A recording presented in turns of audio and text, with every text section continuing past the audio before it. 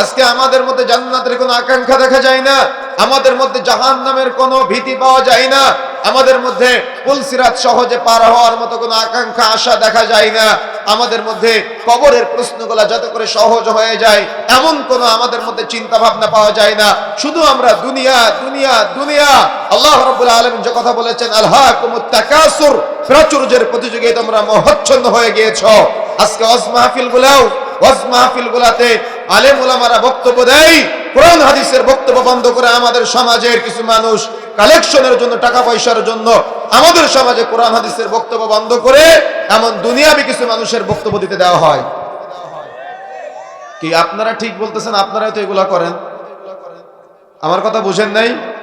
দুনিয়ার মোহচ্ছন্ন হয়ে আজকে আমরা কোরআন হাদিসকে এমন ভাবে ভুলে গিয়েছি, আমরা দুনিয়ার মোহচ্ছন্ন হয়ে আখিরাতকে আমরা এমন ভাবে ভুলে গিয়েছি, আমরা একটাবারের জন্য চিন্তা করি নাই যে আমি কোরআন হাদিসকে অপমান করতেছি, একটাবারের জন্য চিন্তা করি নাই যে আমি উলামায়ে কেরামকে অপছন্দ করতেছি বা অবজ্ঞা করতেছি, কোরআন হাদিসকে অপছন্দ করতেছি।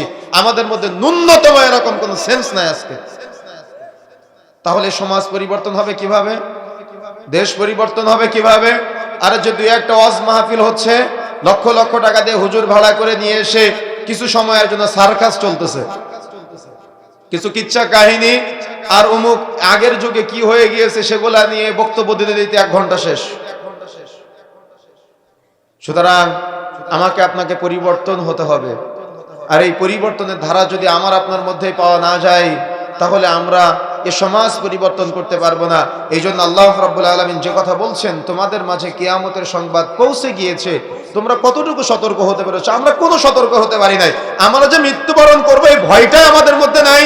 আমাদের যে হিসাব হবে, কবরে প্রশ্নের জবাব দেওয়া লাগবে, এর বিন্দু মাত্র ভয়টা আমাদের মধ্যে পাওয়া যায় না।